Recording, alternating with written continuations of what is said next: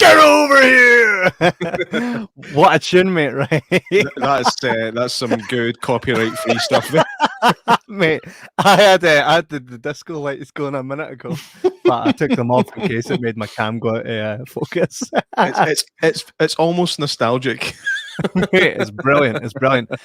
We can't use the normal music, the actual theme, because we'll get copyright stung to hell.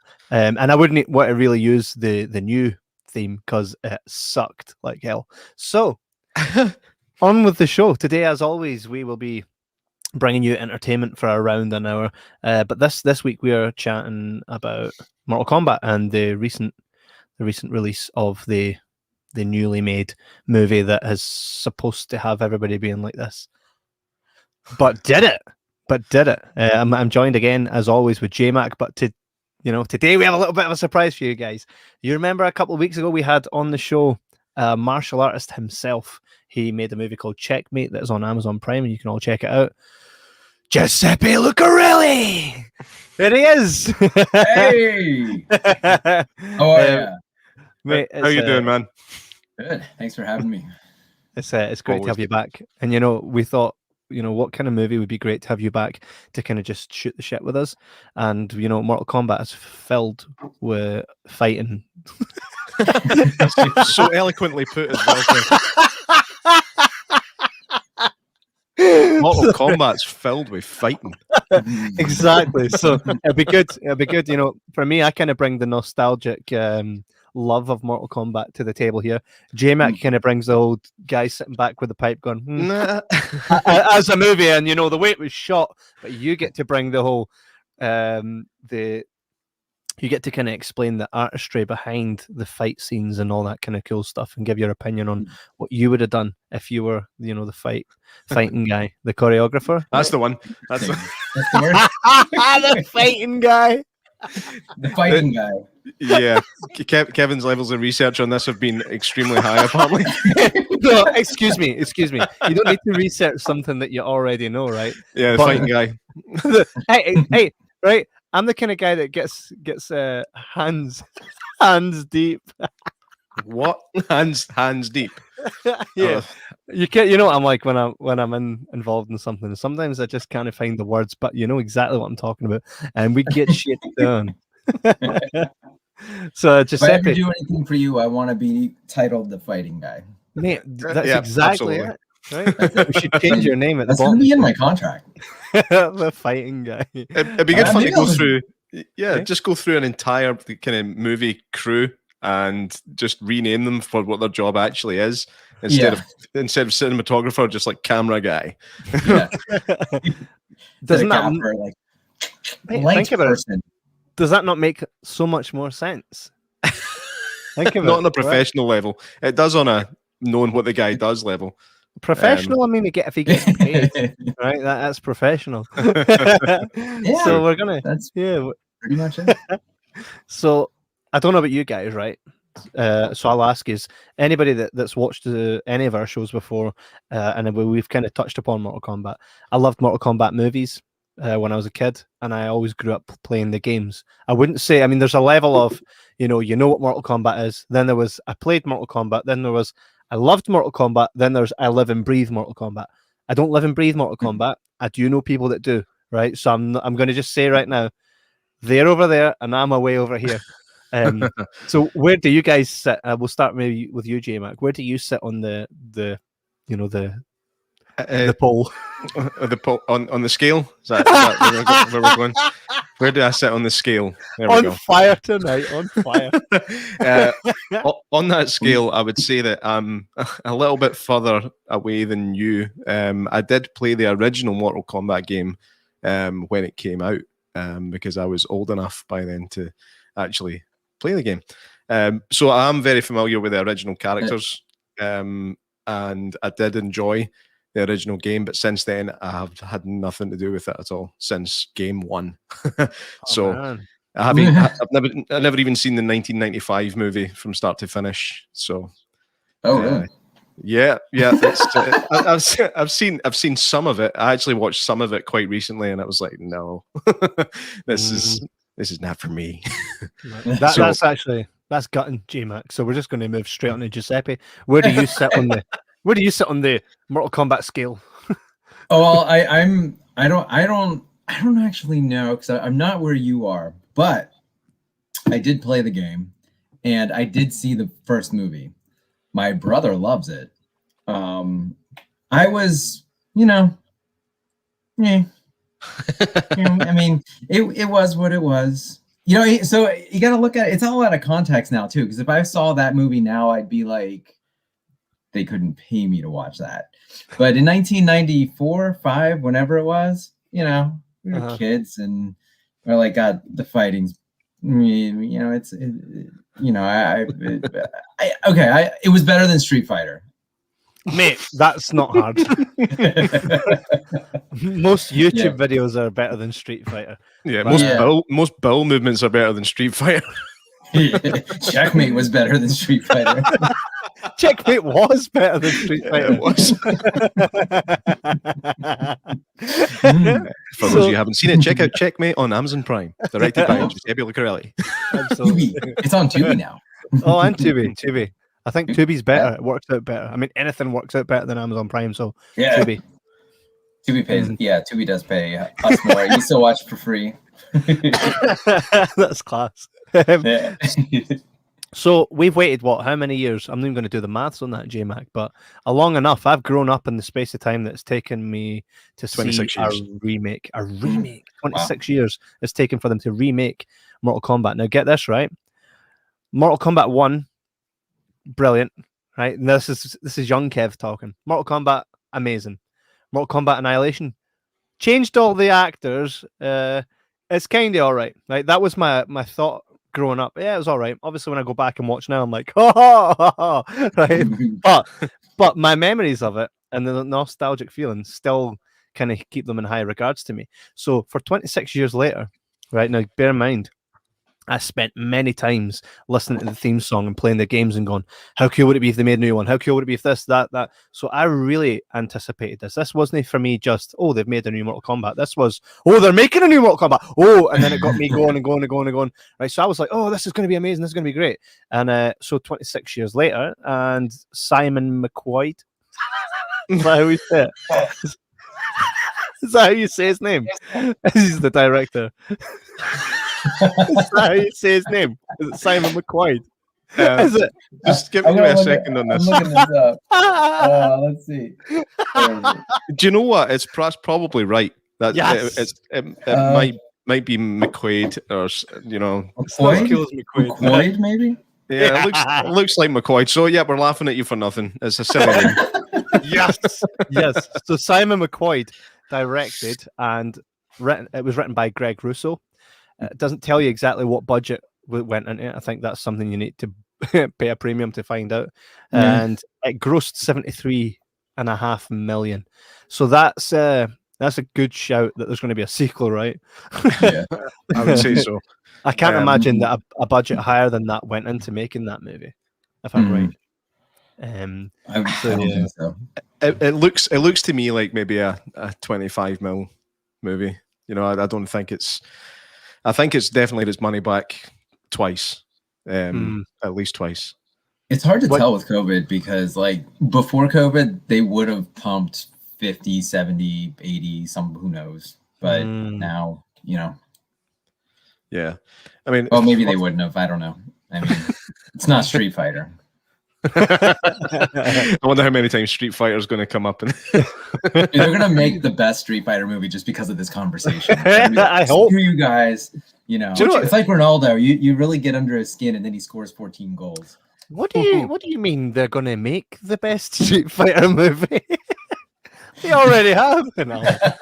We should deep dive that. I do remember watching that film with my dad not long after it came out. And it was so bad. It was so terrible. But at the end, obviously, they're blowing up Bison's fortress. And then you just see all the main characters kind of gathering together on top of a hill. And my dad actually said, oh, no, here comes the Kodak moment. And sure enough, they all jump in there and go, yeah! I was like, no way.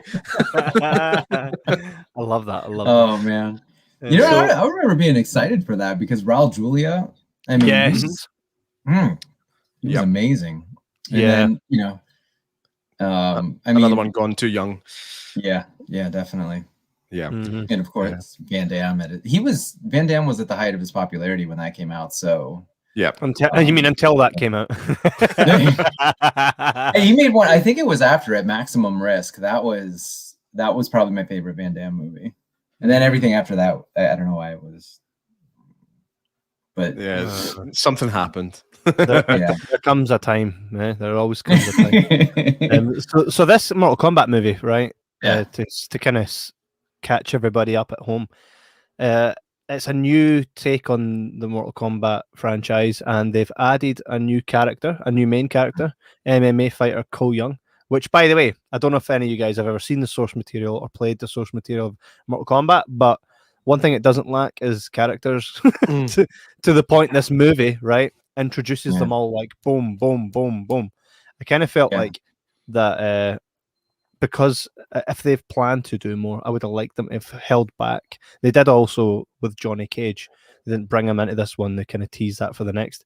I think they could have slowed that down with how many main characters they brought in. But we'll kind of touch upon that, you know. So they introduced this new guy that makes no sense. We don't really know him, and he kind of just plays that. I found myself not rooting for him in any way. For me, it was like. Really, I was like, bitch, and it really pissed me when he got in that fight with Goro, right? But we'll get to that. Just jump right over the whole film. I'm just like, what? If anything, I didn't like it. I don't like him, right? But I thought the character was they introduced a new character, and I think, correct me if I'm wrong. They introduced this is the movie in a nutshell without any real spoilers, right?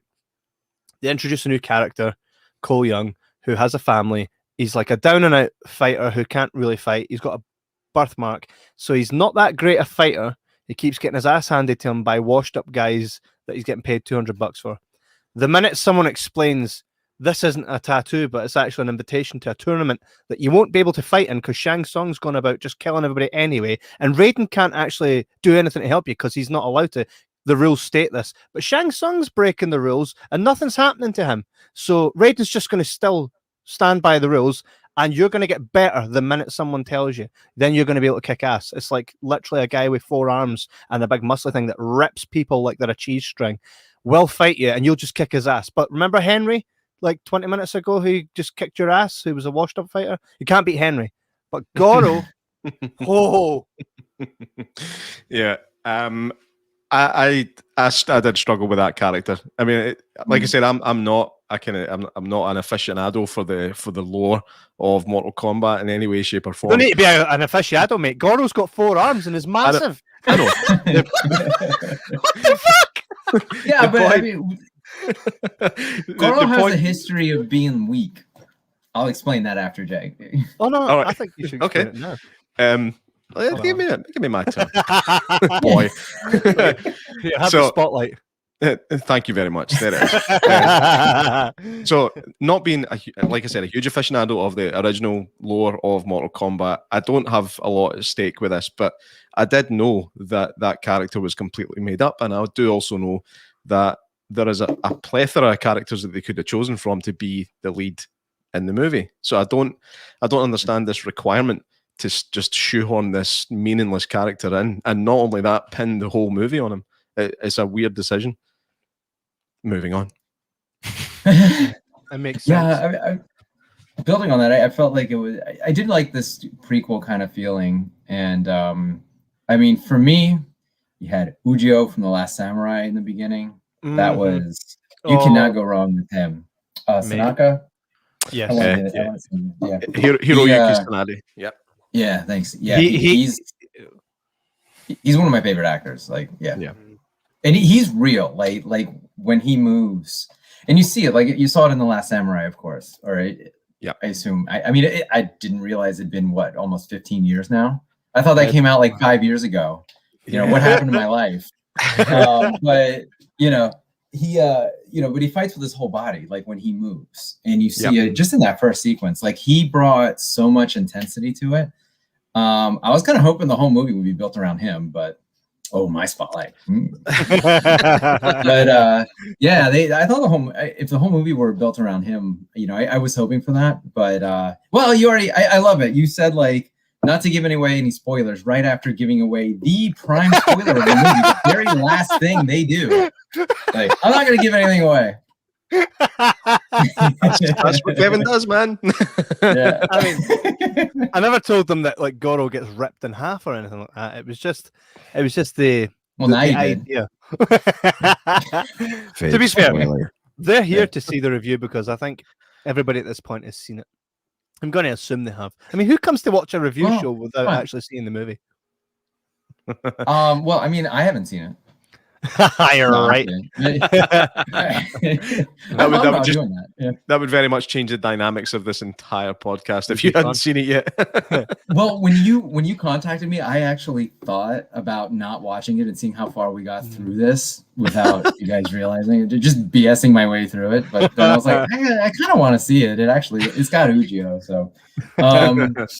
But yeah, so you were going to say about Goro and how he's So I mean, go back to the first movie, and it took a punch in the balls from Johnny Cage doing a split. And let's think about that. He's going into a split and punching, so all his momentum's going down, and bam, and this giant guy with 4 arms, each of which are the smallest parts of his arms are bigger than Johnny's head.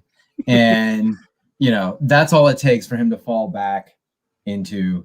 I mean, you look at how tough this guy is. I've seen guys get kicked in the nuts to the point. Like I saw, I think it was a Korean master, just one of these demonstrations. Someone they showed how strong this guy was. He stood still, had someone walk up to him, kick him in the nuts so hard he actually came off the ground. Didn't phase him. What? And I'm like, I'm assuming he already had his kids, but yeah, so it's like Goro's like supposed to be one of those guys, but I feel like there was always this weakness built into him because he should have just been unbeatable in the game given who he is and how strong he is.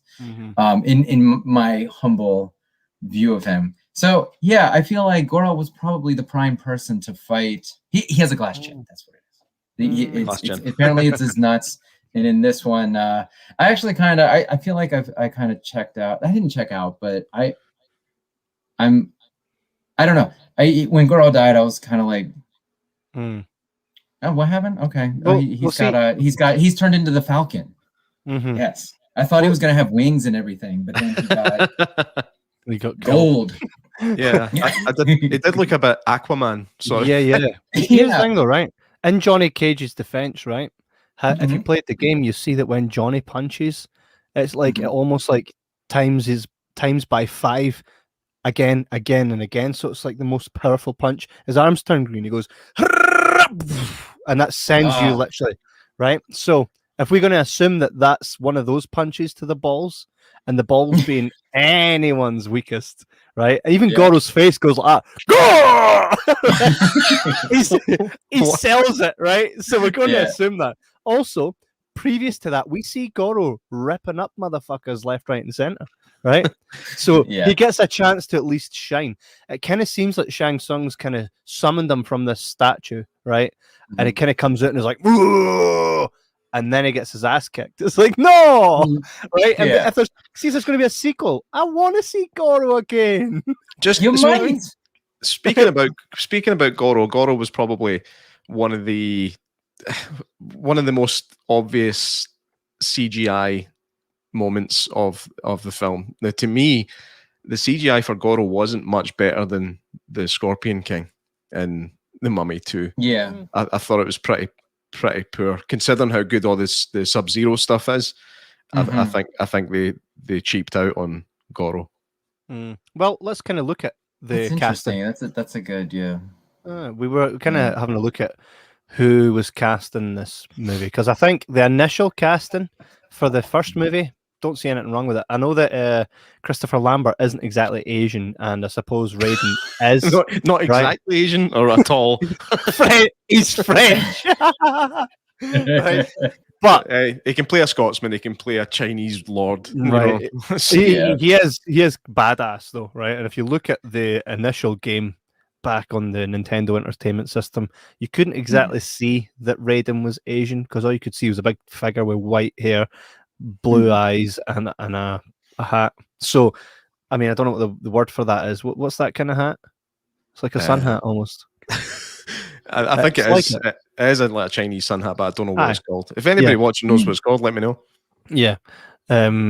Joshua is asking us to say his name from Twitch. Hi, Joshua. You are live on the Jibber Jabber podcast, and I've just said your name. Oh, sorry, that's not Joshua.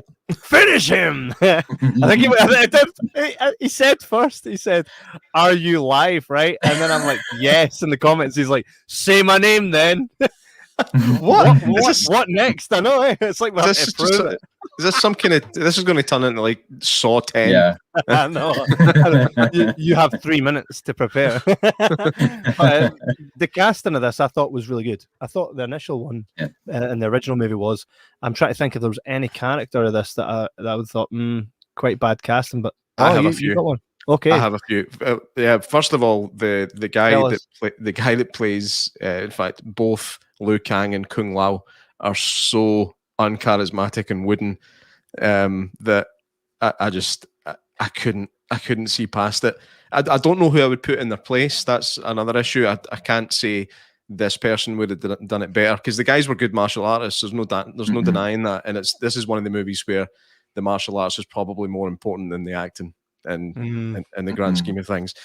But for Raiden, for example, if money was no object, which obviously it was, but if money was no object, I'd love to have seen Ken Watanabe in there. I would love to have seen Terry Crews as Jax. Oh, mate, yeah, I'd love to have seen him as Jax. And I did have another one. Who was it? Let me just quickly look in my notes. Ken Watanabe. Looking at the image. I don't know. I've lost it. But that's like a couple of examples of people that I would change over. But obviously they didn't have the money for those kind of that caliber. Are you sure they didn't have the money? Yeah, otherwise they would have got him. Look at Jax, man. It's Terry Crews. Terry Crews is great for anything, I think. I would have loved Terry Crews as Liu Kang. I would have gone to see that. And you know what? He would have rocked it. He would have. I think he would have. Yeah. I think it's kind of impossible to rock Liu Kang in this movie. I don't know if you guys would agree with me, but when I saw this new character, right, I thought, all right, is this how they're doing Liu Kang? Because primarily throughout the whole game series, throughout the original movies, Liu Kang is your main character. He is your main character in Mortal Kombat, right? Yeah. So I'm like, this guy must be Liu Kang then. And then no, Liu Kang shows up in the desert randomly. Was like, oh, you're looking for Raiden's place? It's just down here. Funny that, right? And then spends the rest of the movie going, oh no, my cousin's dead. First off, Kung Lao is spoiling everything. We're spoiling everything. Mate, you don't have to watch a movie. Just watch this. We should be charging $15. What? But they're not going to come here to watch this unless they've seen it realistically, right? Especially if they've watched our show before, right? Especially if they've watched this show before, they know this, right? But here's the thing: did Liu Kang comes across as such a bitch in this movie, right? He does a big dragon thing with his hands, right? And then it's like, my cousin's dead. My cousin's dead. Kung Lao's not his fucking cousin. Since when did they become cousins? They were never cousins. Also, Kung Lao would fuck up Shang Tsung like so easy. He does it in the game. He actually fucks him up. And another thing, see when he's like this, right? Kevin's getting angry. No, watch it. Actually, his right eye's going red. I am raging, right? And do you know why? Because he's got a twitch. Because anyone that's played the games and seen the initial movie knows that Shang Tsung has to engage in battle with you. Once he's defeated you, or once someone in his team has defeated you and you're on the brink of death, he then says, your soul is mine. And then all the, and it takes the soul away, right? You can't just go like this. Gauge your soul and rip somebody's soul out for no reason. No one beat Kung Lao. Oh, no one beat him. They got around that because this was not a tournament. This was them murdering everyone before the tournament. This was like war. So, or at least I'm just playing devil's advocate here. You're doing a good job. You're doing a good job. That's the only thing that I don't know Yeah, why. I don't know why I'm here. I Then know that's you my have a job. different finger under the camera.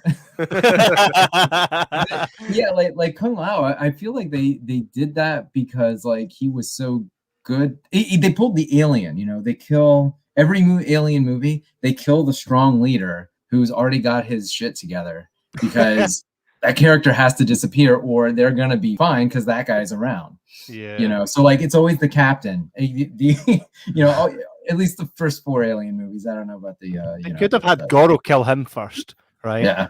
Right, and then Shang Tsung will be like, "Give me your soul," and then Goro goes and fights Cole and gets his ass kicked. Even though I don't think Cole shouldn't have killed him. I think no.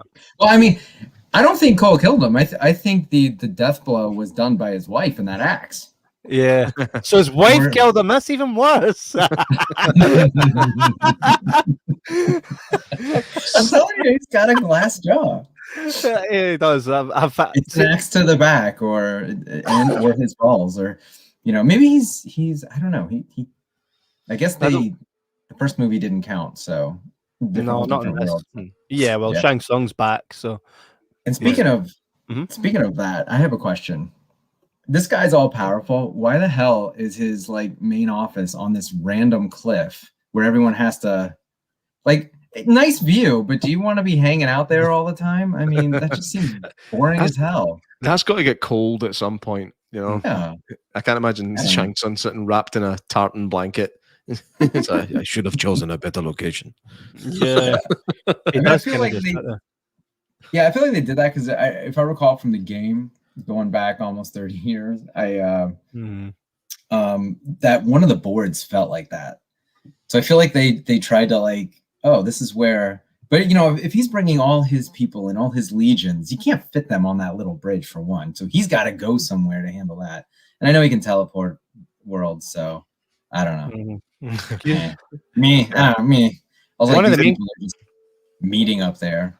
There was something else that kind of nipped me about this movie. Now, don't worry. We'll get to the parts that I did enjoy, right? But you know, at the start, now I think the first opening scene, right, with Sub-Zero and Scorpion, right, we later find the Scorpion. I thought those scenes were bloody brilliant, right? That had a feel about it that was very Last Samurai. It felt like a different director for some reason. That opening scene felt like a completely different film. And the music, there's one thing I noticed, the music in that opening scene, it goes straight for the techno, and it shouldn't work. It should feel totally out of place, but it actually works. And that was cool. And beautifully shot. I mean, that whole sequence was amazing. And Kevin got the thing he's been looking for a long time: a bad guy that kills kids. Mate, I say this every time. I say it. Well, let me just elaborate on that for Giuseppe, right? I always say that the worst thing about movies nowadays is a shit bad guy, right? For example, the thing was it Jack Black, the house with the clocks on the face and the wall and all that stuff, right? The house with the clock in the walls. Yeah, right. The big bad guy, coming back from thousands of years, ready. Kid kills him. Voldemort. You know, fair enough, he killed Robert Pattinson, but come on, what did he really, really do? Slit Snape's throat, but he couldn't kill a kid, right? I think in order to create the best bad guy, right, which will give you the best good guy, is by having the bad guy that when he walks into a room with someone that you like, you're like, no, just because they're in the same room. You're already like, well, that's him fucking deed, right? I'm still cracking up about the fact that you're like upset that in a children's book the villain couldn't kill kids. He's the hero. Right. Well, think about it. The Dark Lord should have been able to wipe the floor with Harry, man. Yeah. He should have. They built him up as this big badass, and then it's like, Nagini, killed. He uses a bloody snake to kill everyone.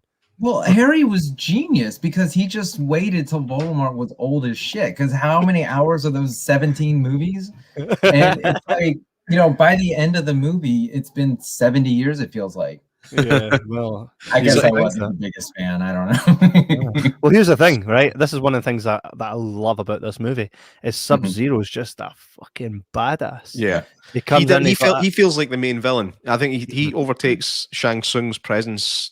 Even when they're both in the same scene, it's Sub-Zero you're interested in, and that there's something off about that. It takes two people to kill him, not just Cole, who just figured out how to fight really quickly, right, and got this big gold scales on him. but like Spoiler. the guy that, but the guy that literally learned to wield hell, which is what I have an issue with. Did we not see him get stabbed to fuck at the start, and then just like burn? Yeah, they went to hell. He went to hell, and then what? He learned how to control hell. Yep, Because he's that strong. Yeah. Wasn't he a demon in the game? Why are we trying to work in reality to Mortal Kombat? There's no point in trying to make it realistic. He's been in hell for 200 years, and all that's happened is his teeth have got a bit charcoaly. Get the fuck. I'm all right with the fact that the snake doesn't come out his hand anymore.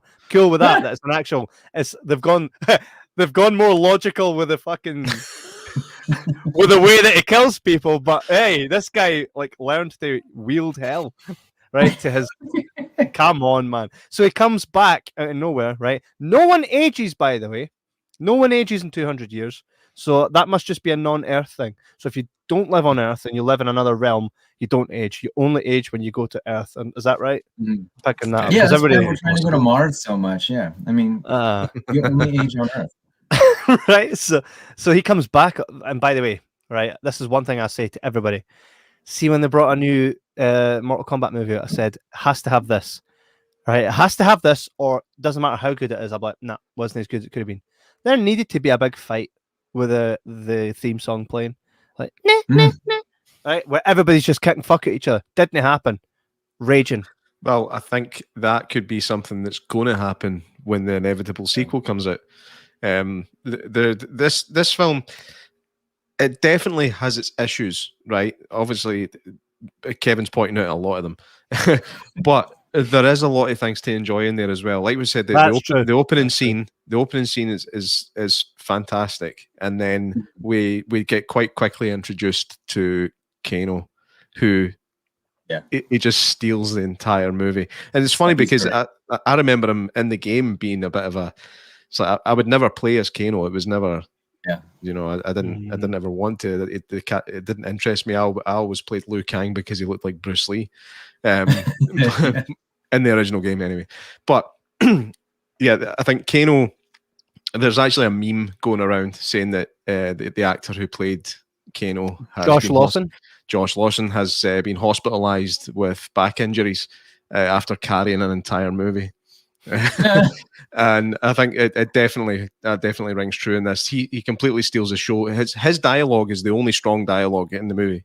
There's the writing, the dialogue in this is so clunky and awkward, except his.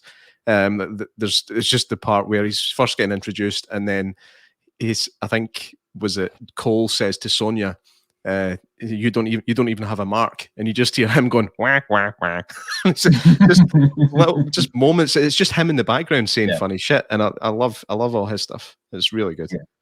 Yeah, he was probably my favorite main character. I mean, he was hilarious.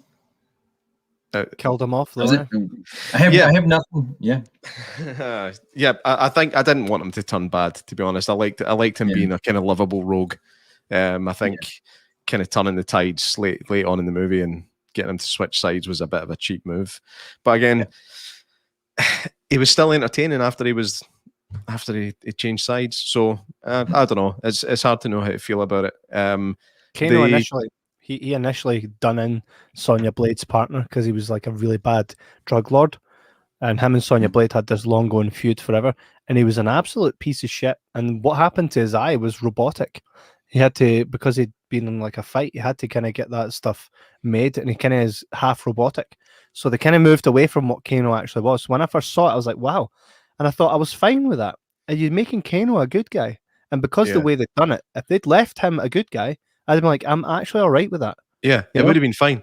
And again, see when he actually finally got his power, I can't remember what they call getting your power. I can't remember. It's a funny, weird word. But when he gets it, he's like, "Yeah, fucking laser beam." it just made me smile, man. The guy was great. And he's one of the more kind of redeeming aspects of the movie. Visually, the movie's good as well. But and even the outward, what's it called? Outworld. The outworld design is pretty cool. I mean, not practical like we were just talking about, but it looked good. It felt big and it felt bad. So visually, the film is pretty decent. There's a lot of problems, but I forgive it for the entertainment. Well, you know, with Raiden, you know, he's like, sorry, but I can't intervene here. I'm not allowed to fight. I'm only kind of allowed to oversee this, right? Again, I already did say Shang Tsung's broke the rules, and nothing seems to be happening. So you can break the rules, but also if you go back to the original movies and you go back to every single game that's in existence, Raiden kicks ass. So when did that become a thing, you know?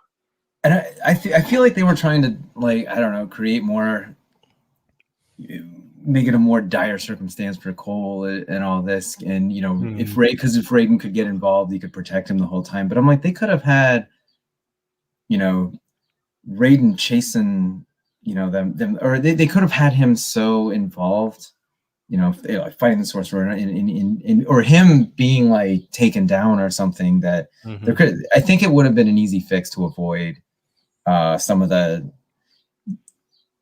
I don't know, like you said, like Raiden standing by his rules, which is cool. I mean, that's what good guys do. They stand by the rules. And, you know, let the bad guys break them all, and hopefully they still win. But yeah, I'm with you. The decision to not kind of have the movie in the style of the game in regards to having it like a tournament, I hated that. I liked it.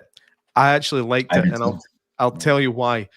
Because whenever a movie based on a video game sticks too close to the game, people complain. But the same thing happens when they do it the other way. So I'm like, just keep doing it the other way then, because you might just kind of tap into something that's never been thought of, and it'll be the most genius thing you could ever do. I think that if there's a sequel, we'll see a tournament. But with this, I wasn't disappointed that there wasn't a blood sport style tournament. You know, I think it was a good move to avoid it. What do you think, Giuseppe? I agree. I it was something I almost didn't, until you guys contacted me. I didn't plan to see it because or I'd maybe watch it eventually if other people were watching it, because I just assumed it was gonna be that. And I'm like, I've kind of just seen so many of those, and with everything being rebooted every 2 years, it was kind of like, you know, it's just the same story again. And you know, I mean, how many times have they rebooted Batman and told a very similar story? Not that that's, you know, there's anything wrong with that. I mean, you know, some of them are absolutely amazing, but it's kind of like, I want to see a new story. So yeah, to your point, I agree. I mean, I feel like they tried to balance it with, maybe I'll give a spoiler, with how the last 20-30 minutes of the movie was. Yeah. Is there a spider in your room? No, I'm looking at my, and it doesn't look like my lights are red. So I'm like, are they still red? And they are, but there's no actual backlight in my room. I was like, fuck's sake, man. So the YouTube censors. So Kev, you didn't like that? I was looking forward to the tournament, and I was hoping to see the different people matching up, you know, because I like the idea that two people, regardless whether they're good guys or bad guys, can face up, and one of them's got to win. You can't have it always being the good guys, and you can't have it always being the bad guys. So I like that. I like it when you've got like a set of characters that you already know. And I think with the guy that made it, what's his name, Simon McQuaid, right? with him making this, he knows that the fan base is already there. That's why it made that money, not because it was a great movie, because the fan base is already there. Right? Had a great trailer, right? And they know that these people know the characters already, so you're kind of cutting out half the battle. You don't need to reintroduce them. So when you see them again, we already know them, and they know that. So to just kind of bring them out and have them fight, and these are the characters you already know, I thought would be quite cool, because oh no, Kung Lao's just been killed. Right? Yeah, I not quite like that though. Speaking of Kung Lao, I can't remember the character's name, but let's just call her the Dragon Lady. When he killed that Dragon Lady, that's when I remembered that I was watching a 15 an R-rated movie, because I'd actually forgotten, because after the first kind of 15 minutes, it felt a bit more kind of PG-13 sort of for quite a while, and then when that happened, I remembered that this was a grown-up movie. Oh yeah, it's like it was disgusting. 2 minutes in. Yeah. 2 minutes in, you're like, well, there's your R rating, and then that I don't remember anything before that. Well, when Kano, another spoiler, rips the heart out, that would probably qualify, but it was so it was such a like an inhuman thing. I think there's a disconnect there. I think you can get away with the reptile. You can get away with quite gratuitous kind of blood and gore if it's not a human and still keep it PG-13, especially if you change the color of the blood. It's an easy move. So actually, like I said, I did forget for a while that this was kind of R-rated, and then that kill happened. I was like, oh, we're back on track again, because I think it did get a bit dull for a little while in the middle. It felt a bit Power Rangers-y for a while to me. Like going to find the temple and stuff like that. I was like, this is like kind of bringing the band together, and they're all going to find their powers. And it was just like the Power Rangers movie, to the point where Shang Tsung looks like Rita fucking Repulsa. He's got a breastplate and everything. You just made the glass shatter for me. Like I didn't see it until now, but now I can't not see it. Thanks a lot. It was really cool the way that Sub-Zero kind of approached every scene, always using the ice.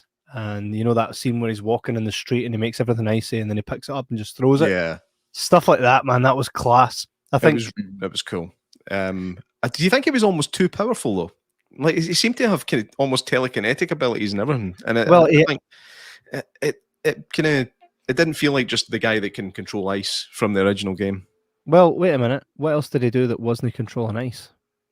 Well, like when he kind of made his way into that temple, he's doing a lot of, making the rocks move and stuff like that.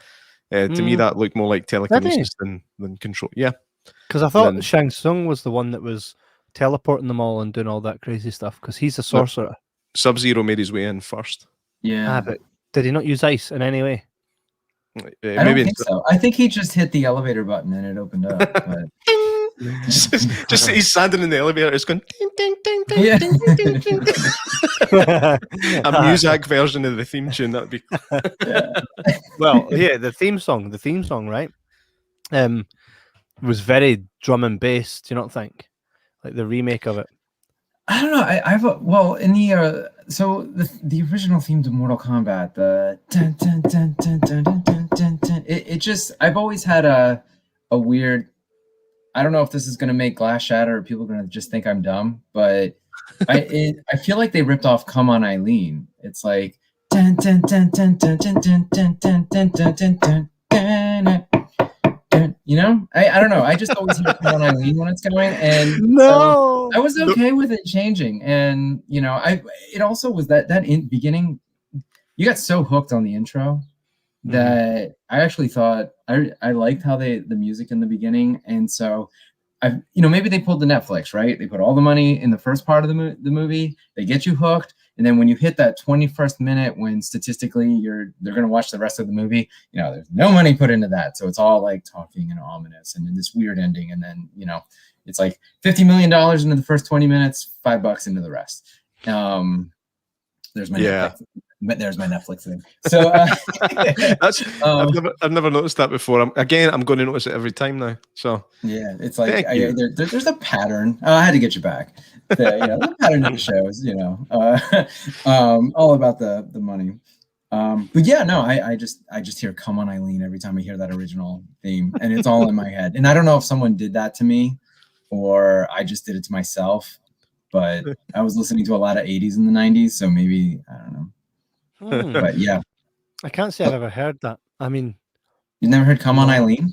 No, I mean, I've never heard that while listening to Techno Syndrome. You're gonna hear it tonight in your sleep. Yeah, I think we're going to need to do a side by side. I think it has to be done. Someone's going to remix it. You're gonna have to. We're gonna have to do this. Yeah, you're just close. You're really close. No way, man. Yeah. Don't ruin it for me. No, just try it. I'll try it. Looking at Sonia Blade character, I found her a bit kind of underutilized. She was in it a lot, like she was in the movie a lot, but because she didn't really have any power until the last 10 minutes. I felt like it was a bit boring in comparison to the rest of the stuff we were looking at. I think that they could have done a better job with that. She was a badass. Well, to your point earlier, like they had so many characters, the development, you can only do so much in what, an hour and 50 minutes. So I think that hurts Sonya a bit, and Liu Kang too, and Kung Lao, because it was like, I think the problem was, like, Kevin, correct me if I'm wrong, but I feel like maybe the problem for you was like those characters, they had their shit together in the beginning. They didn't really. The only change was, Liu Kang got angry and sad that his cousin was killed. Who maybe that was the big reveal in this movie. They actually are cousins. Don't know. Secret. Your mother's, because there are only so many people that live in the temple. So it's like son-in-law. Your mother's your cousin and your father's your aunt. They were very close. They were Alabama. like best friends. Sonia Blade. I think I'm quite all right with Sonia Blade. Getting her powers towards the end, because she's just like a badass already. That's her thing. And if you remember in the original Mortal Kombat, not everybody had a thing. Some of them were just good fighters. They never all had powers. That's the thing. I think somebody that's just a good fighter is not surviving that situation. Well, think about it. Go back and watch what happened to Goro's first 3 opponents.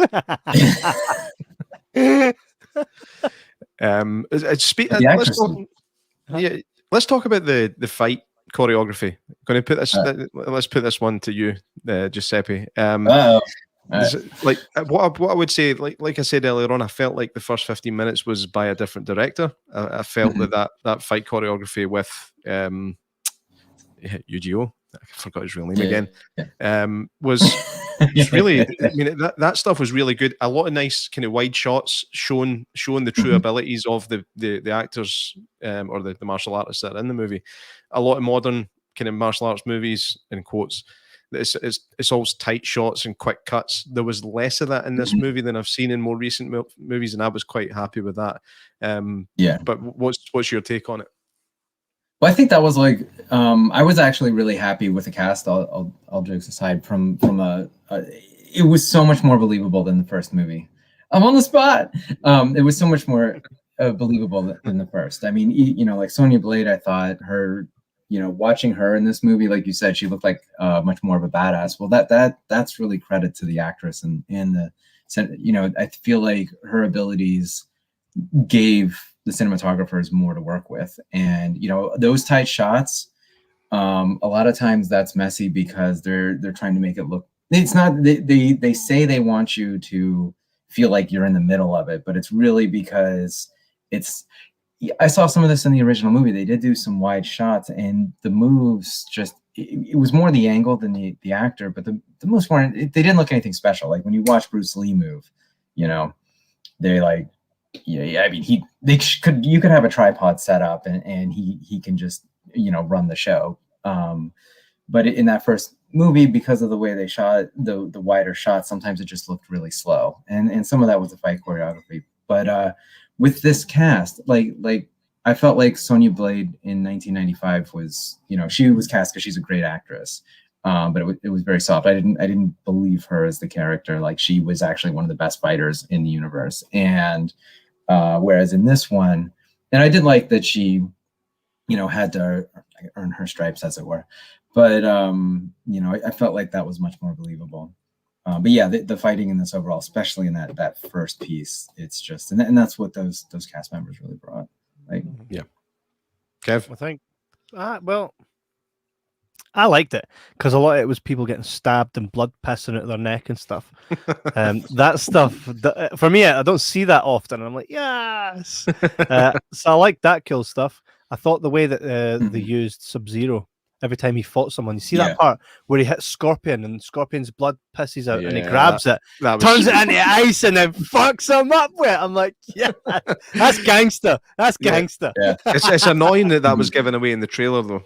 Because that was in the trailer. They should have left that as a nice surprise because that was cool. I mean, the whole kind of final battle really between Sub-Zero and Scorpion and Cole. Whatever you say, it just sounds so out of place. Sub-Zero, Scorpion, Cole. Finish him. His name might as well have been Steve. I am all for him getting killed off at the start of the next movie, and then letting Liu Kang be the main character, like it's always been. Yeah. And then maybe Kang was so perfect. I mean, I'm not saying he was like, they did a perfect job with him. I'm saying like it's like he already had gone through everything, and he was ready mentally, physically. He's already there. So it's like, I'd be curious to see what they, how they. I mean, there's so many things they could do, to your point, but it was like, he had quite the struggle in the movie in 1995, and they like you said, they built it around him, but I don't know. Yeah, and they really have to change him almost, I think. But yeah, he wasn't in it too much. They sped him up in this new one, because it's like straight at the bat, he's like, dragon, bitch.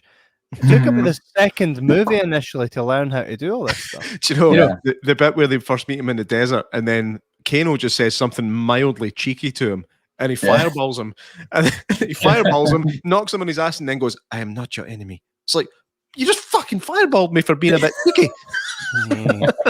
It's not his enemy, but he ain't taking no pish. He's seen Dragon Ball Z apparently. What? Like, Mortal Kombat, motherfucker. Another one of my favorites was when Kano said, "All right, Gandalf, what was it saying? My fortune cookie." He says that to Raiden. I did die laughing. That was fun. But mate, if he's gonna call him Gandalf, right? He's referring to the bloody Christopher Lambert version. This guy couldn't look any less like Gandalf, right? Right. You know what? I think they should bring back Christopher Lambert just for his laugh. That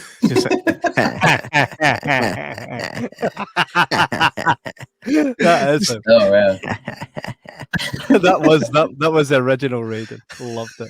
Yeah. See, how can you hate on the original Mortal Kombat? It's got everything you need. I don't know. Well, it's dated. It's dated. So like in 1995, it was that's where I feel. I mean, I think it's funny too, because you're the youngest one of us, and you're loving it, and we're the ones that are like, man. Mate, I loved it. And I think the move, it was a bit sneaky having the trailer. The trailer was pretty Scorpion heavy, which the film isn't. Obviously, it just kind of disappears for most of it. But Conquers Hell. I think not overusing him was again quite a good thing, because it made that last fight really special. And I think that if he'd been in it for more of the movie, I don't think it would have it wouldn't have felt so special when he came back to actually kind of do the business with Sub-Zero. Yeah. So again, for me, it worked. But again, they were fighting in an octagon. Come on, man. I don't fighting in an octagon. But it was frozen. Oh, come on. So I liked. I didn't expect him to come back. I was expecting Cole to turn into Scorpion, not being like as knowledgeable of Mortal Kombat as you, Kevin. I thought that's where they were going with it. And it was just like because of the bloodline, Da Vinci Code kind of stuff. And I thought that was gonna happen, but when he came back, I was like, oh sweet, we get to see more of Ujio. Like I don't care if this is like the worst plot hole in the world. I'm like I'm cool with this because it's Ujio, and he is just so believable in every role and so entertaining. But I think to some of the points you've made, I would have loved, and it's probably because of this man crush I have on Ujio, apparently, that's just coming out on your show. Like I'm new to this. I haven't talked about this guy more in the last hour than I have in my life, by the way. But yeah, he I feel like a story that would have just been about Scorpion would have been awesome. Like telling this whole dynamic with him and Sub-Zero and how he became this. That would have been really cool. It would have been, and again, it makes the argument for why the fuck bring this Cole guy in when the source material is there to make an interesting story anyway. Yeah, they didn't have the money, so they hired everyone as day players because they didn't have the money to like actually hire everyone like Ujio for the whole movie. So they had to change everything, and they're like, all right, we can have this guy for 5 days. So this is what we're gonna do. No, I don't know, but They did what they did. And like you said, there's a lot of good with it too. And I think, the one that impressed me the most from a fighting standpoint was actually Kano, just because I didn't expect it. This guy was Trent, the pharmacist from Superstore. I think that was his name.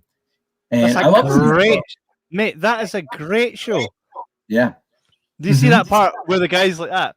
It says to the guy Al in the back, he's like, he comes in and the magazine are coming. And he's got, guys, we need to kind of just chill out for this magazine. He says, hey, Al in the back, you want to turn down the creepiness? And the guy's eating a grape like that. I was howling.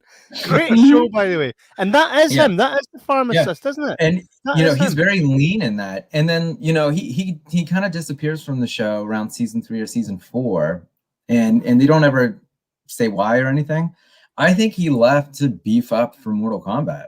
I mean, because he is huge. I mean, he's really cut, and they may have been hiding it all, because how and then they really accentuated it with the cinematography. He may have always been in that shape, but I feel like he was much bigger in this. I mean, he's very athletic, and he sold that. Like, I believed him when he was moving. Yeah, he wasn't fighting like Liu Kang or anything, but when he punched, you could believe what he was doing.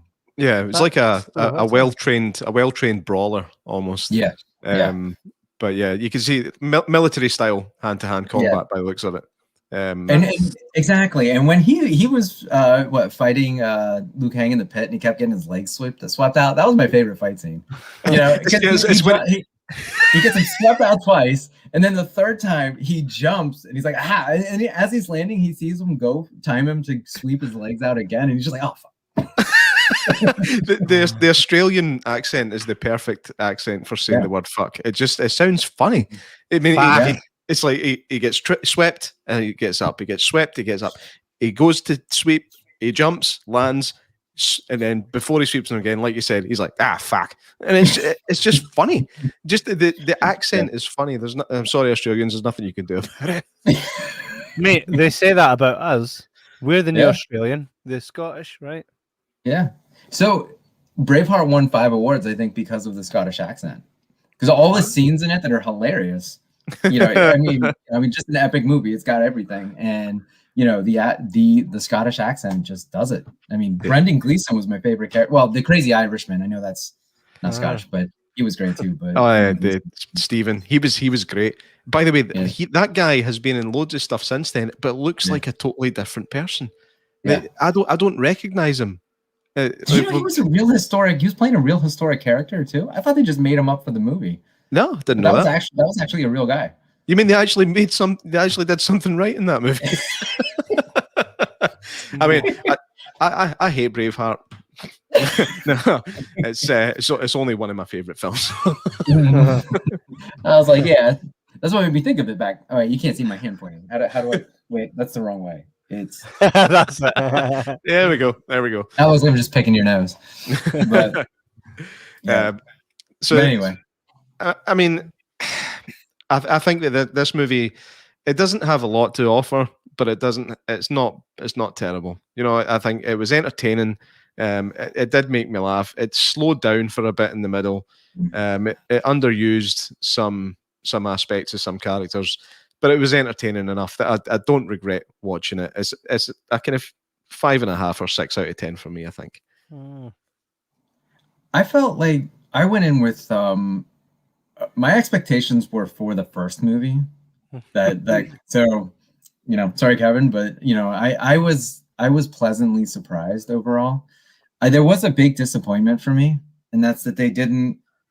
I was expecting Optimus Prime, like when Jax, his special power was that he was a Transformer, and they did that, and like it was straight out of Transformers 3. I was like, oh, where is he? I mean, I guess another spoiler. Yeah, Jax doesn't have wimpy arms the whole time. Just while you're on Jax there, by the way, so his arms are frozen and smashed off, right? Okay, might kill him. Okay, then he's kicked off a building.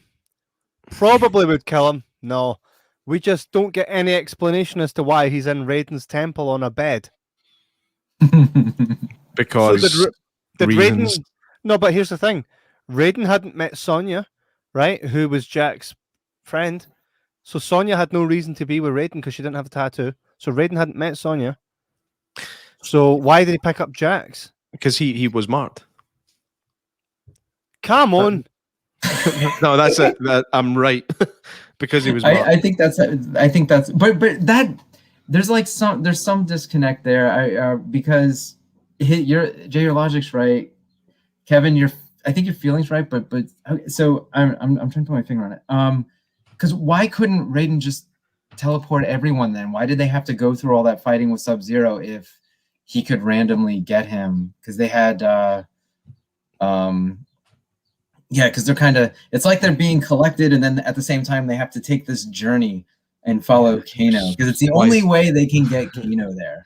Because otherwise Kano's going straight up the sorcerer's butt, and he's a bad guy the whole way.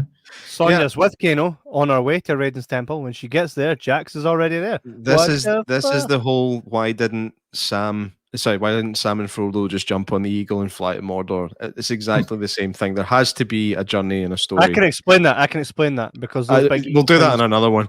Those big eagle things. Are you like a big Lord of the Rings fan? Oh hell yeah! Those big eagle things, by the way. Did you see Clerks 2? Because I love the explanation of the movies in that. Yeah, I've got them on DVD. Okay, cool. Those things can't thingy. You can't bend their will to do what you want. Those things will only do it if they decide. Wow, you really are on this. Wow, man, a few words but you can't tell those birds what to do. They'll only intervene when they feel, as and when. Can't tell any bird what to do. Exactly. Exactly. Yeah. Now I forget what I was going to say. Sorry.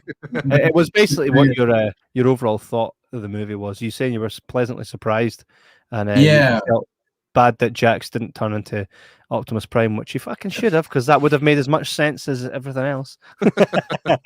Yeah. So I feel like overall, I mean, I was cracking up at the end just because all of a sudden it was like the beginning was so strong, and then it's like, oh, all right, oh hey, we're gonna go recruit more fighters. Woo-hoo! Yeah, a lot of bam end. You know, I mean, it was just like, right. I mean, like the only movies I think that ended, in the dialogue at the end was like, that was painful. It reminded me, it's like those horror movies that they put all the money into the horror and the gore, there's no dialogue, so like they literally say the most static, like it's like required dialogue, and they're like, we'll fill this in later, so they just write like the worst things and they forget to fill it in. And it winds up being in the movie, and it's just kind of like I felt like the Evil Dead remake was like that. Like the first 15 minutes, it is like, oh my god! If I had this on TV, I would have turned by now. And like I don't care about these characters at all. And when they're dying in the movie, I'm like, okay, great. You need to give a shit about your main characters, and you don't with this one. It's certainly when it comes to the only one you didn't want to see die was Kano. Yeah. I mean, Cole, I wanted to like Cole. I really did, because I'm like, it's obvious he's the main character, and I'm like, they're making this underdog who no one believes in overcome his own self-doubt and everything, but like that. Yeah.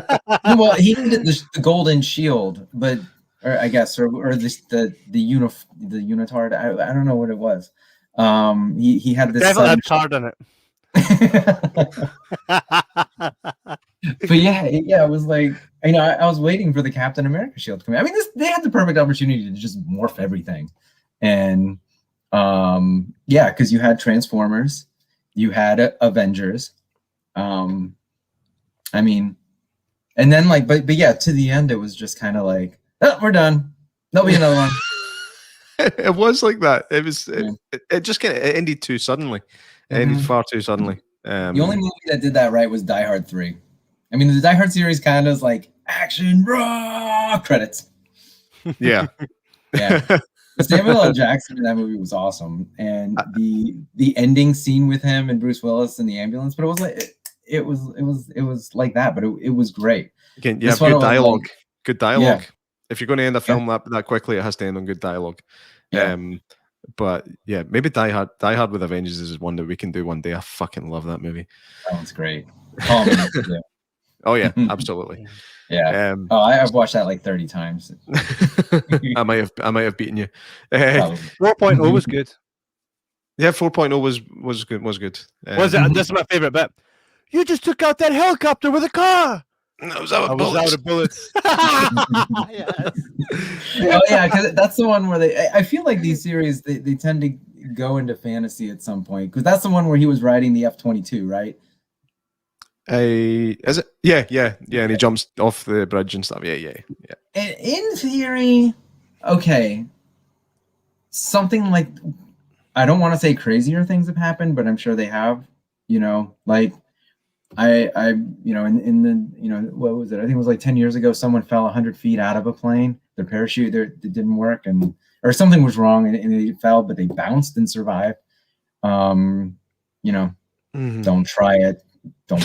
Kevin's like, oh, if they could do it, I could do it. Just got to believe and you can achieve. I'm telling you. Yeah. I mean, it's like, well, I'm not going to go into the physics. I am not a physicist and should not be talking physics. But that is John McClane, though. Yeah, that's where it's like Fast and the Furious. Like the fifth one, I feel like if that ended on 5, oh, that would have been awesome. But like now, they're jumping cars between buildings and from. If it ended on 2. On 2, I like the first one. I didn't like 2 and 3 too much. 4 was like, all right. 5 was. I mean, I feel like 5 was awesome. It was just. I mean, maybe that's what they were doing. They were like lowering my expectations, because as the billions of fans they have, my opinion matters the most. So, they really built me up to 5 well, because they lowered it, and then 5 felt like this epic movie. I mean, they did what every franchise does to make a lot of money. They bring in The Rock. Well, maybe we'll see The Rock in Mortal Kombat 2. He would have been a great Jax. Have you seen his show, The Young Rock, at all? Not yet, but I know. Hey, mate, I am that big a wrestling fan. I bet you I know everything about his growing up and his dad and his family without watching that show. Probably, but it's him running for president talking about his life. So in like 10 years. So I feel like he should star in a Mortal Kombat movie and then run for president. And I mean, like the Mortal Kombat movie is his last movie he ever makes. That's his capstone. Yeah. But that's what should happen in the future.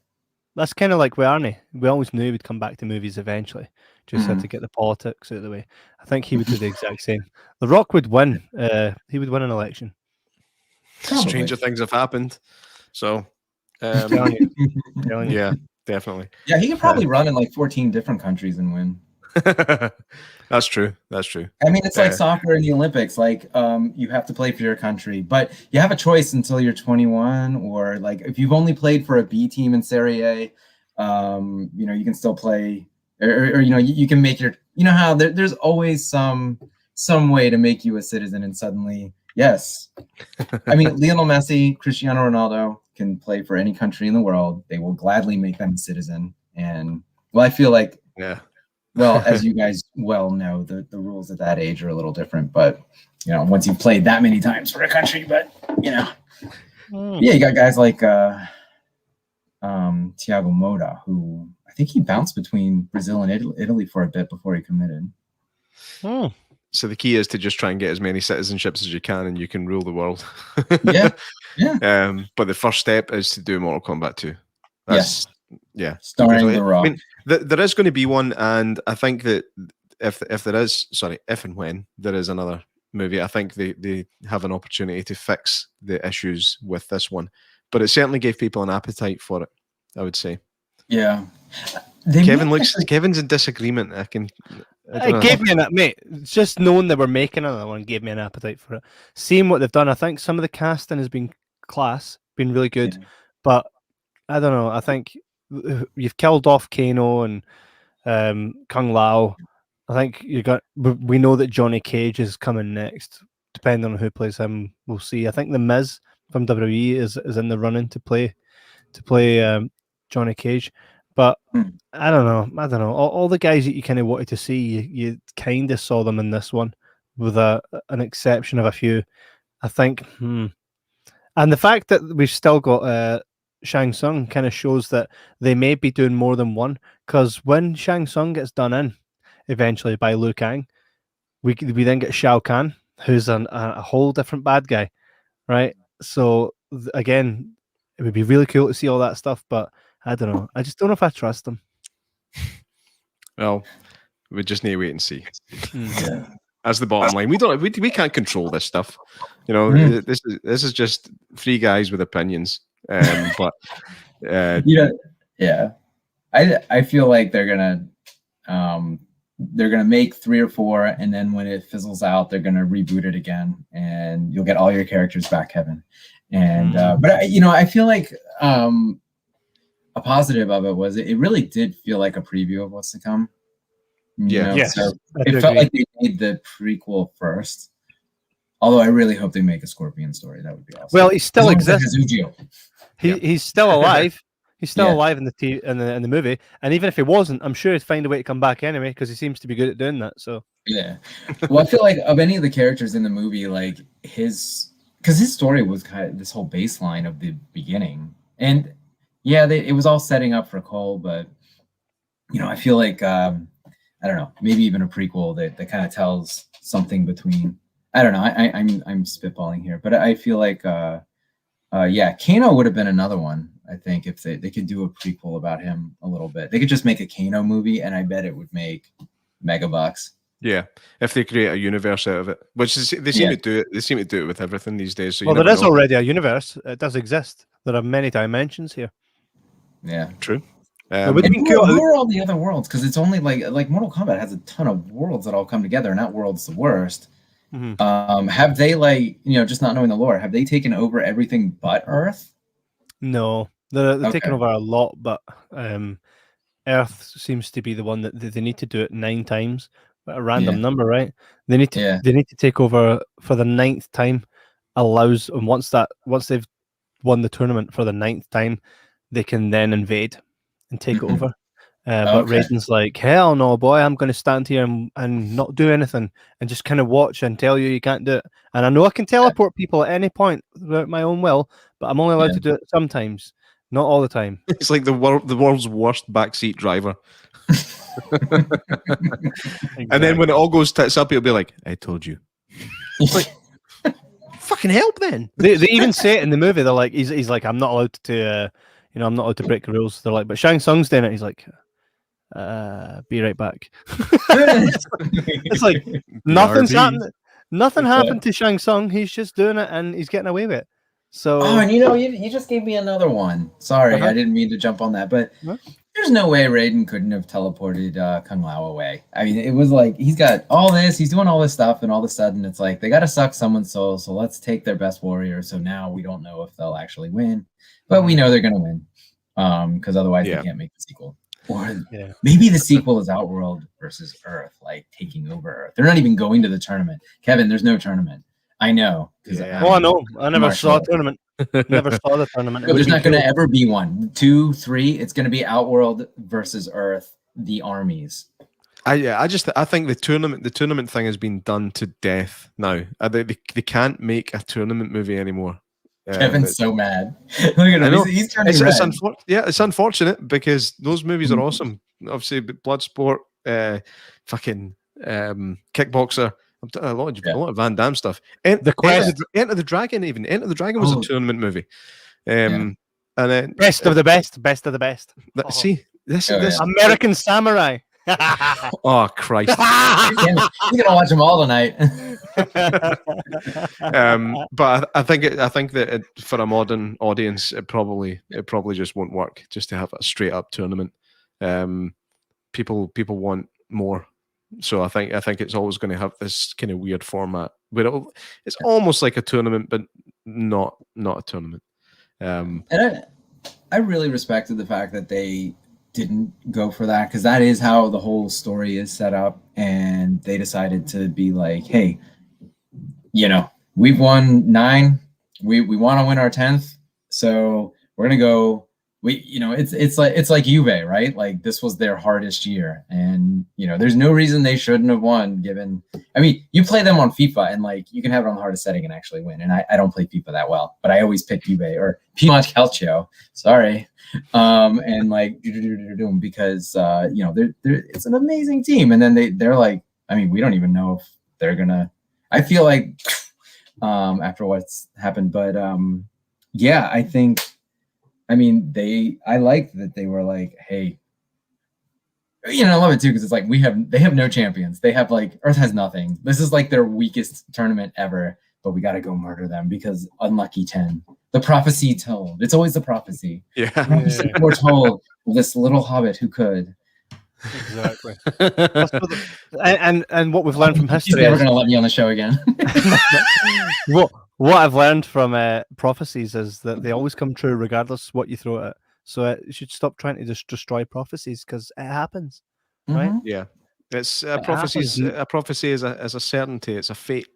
So, hey, Agent Smith destroyed the Matrix. It was a prophecy foretold, just told in a roundabout way. It's always going to happen. The gatekeeper met the keymaster in Ghostbusters. I mean, you get it. You get it. Yeah. I love that there's another Ghostbusters coming out, by the way. Oh, no. The trailer looks awesome.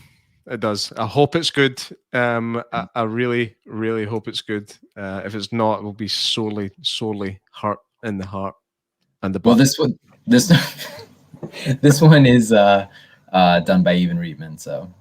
Yeah. I think, no, is it not his son that's doing it? Is it Jason? Right? I mean, his name's on it. I just saw it. So when I see something that I really want to see, like I shut the internet off.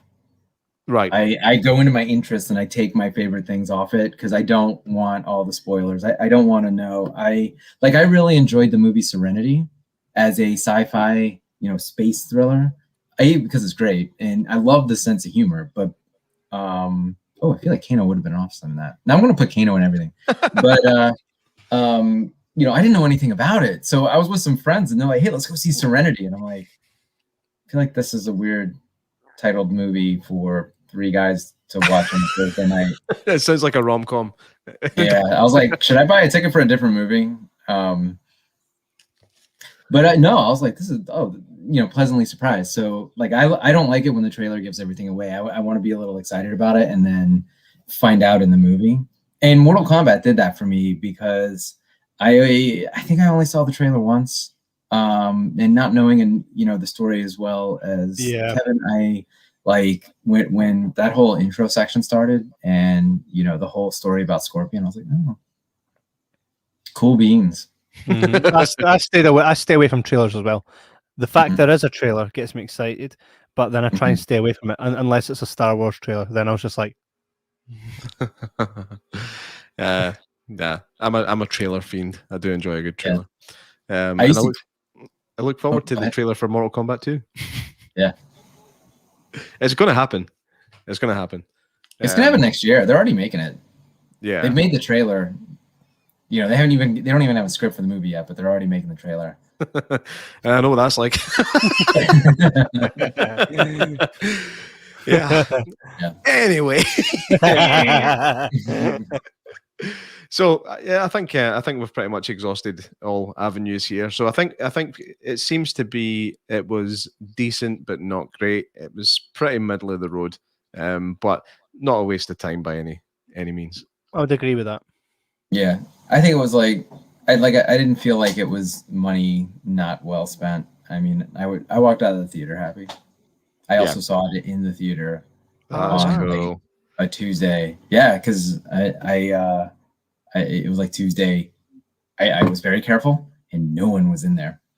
And one person walked in during the trailers, and I was like, oh man! So I throw my mask back on, and I got a real N95, and he's on a date and they walk in this giant theater. I sat in the back so no one would sit behind me just in case someone walked in late. They walk in and sit right in front of me. I'm there's this giant theater and I'm in the back and most people like to sit up front and, be overwhelmed. And, he's just right in front of me. So I do this. Do I stand up and make a scene about it and move over? or do I like subtly sneak over? I'm like, I was a total ninja. They didn't even know I moved. Was it one guy or a couple? It was a couple. All right, okay. I was if it was one guy, he was looking for a friend. I've got the perfect thing to do for that. What happens if someone sits in front of you?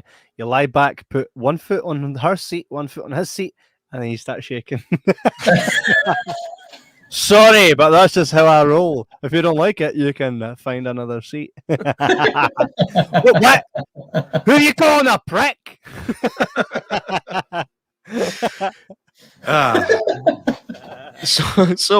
Yeah, there will be many more reviews to come after this one, I'm sure, and we'll definitely bring you back again.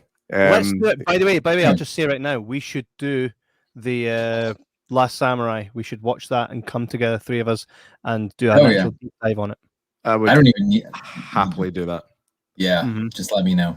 It's just one of my favorite movies of all time. So it was unbelievable. So maybe in the next couple of weeks we should plan that and get together here, and we will go through that, because that's an absolute banger movie. Yeah. Just before we go as well, I wanted to say hello to the guy I was talking to outside the shop at the Five Sisters Zoo today, because he said he was going to watch this. If you're not, I'm very disappointed, but if you are, thanks for talking to me.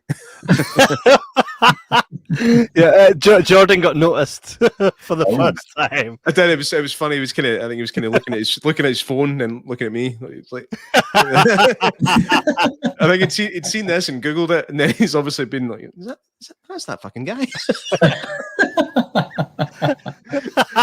Almost felt famous for a second. Oh man, nice. Good for you. Sweet. Congratulations. Thank you very much. So it's been an absolute pleasure. I just want to thank my agent. You're welcome.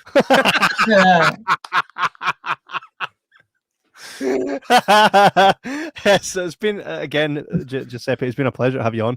It's been cool to actually just sit and actually chat with you as fellow movie lovers. So we'll definitely have you back on again and again and again, as long as you want to come on, which is what we're all about. So we'll definitely do the Last Samurai next. I think that'd be bloody brilliant, and we all kind of love that. So we can we'll maybe do that in the next couple of weeks once we've got a wee open slot, and we'll definitely have fun with that. I think I was going to say we can maybe use some clips, but probably no. Well, maybe just film some clips, right? This was reenacted. This was reenacted for the copyright purposes. Me and J-Mac. It should just be the two of you.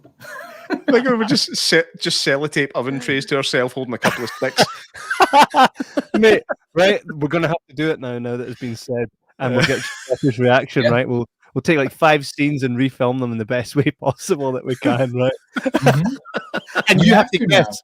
And you have to guess what scenes they are, okay? I have to guess, or the public does? You have to guess. Oh, okay. We're gonna test your knowledge on the movie, and we're gonna reenact 5 scenes, and you're gonna guess them. All right. All right.